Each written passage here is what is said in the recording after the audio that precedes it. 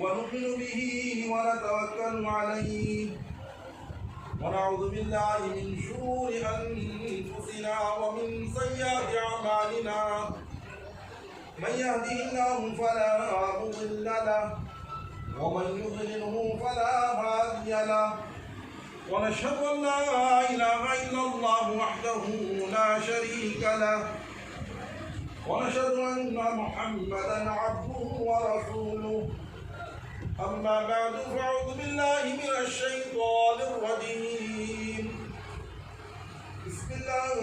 الرحمن الرحيم يا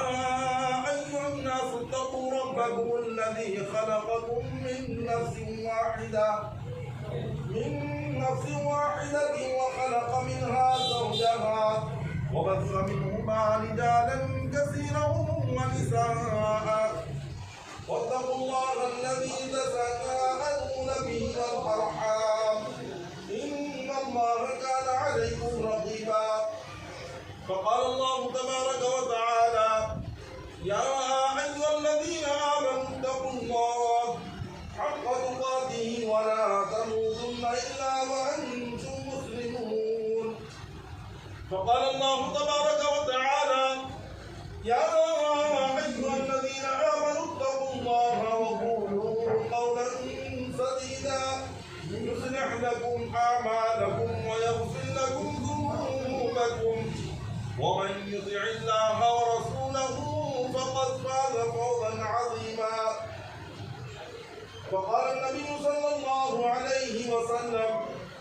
يا معشر الشباب من استطاع منكم الباءة فليتزوج فإنه أغض للبصر وأحسن للفرج ومن لم يستطع فعليه بالصوم فإنه له وجاء فقال النبي صلى الله عليه وسلم النكاح من سنتي فمن رغب عن سنتي فليس مني بارك الله لنا ولكم في القرآن العظيم ونفعنا وإياكم بالآيات والذكر الحكيم إن الله وملائكته يصلون على النبي يا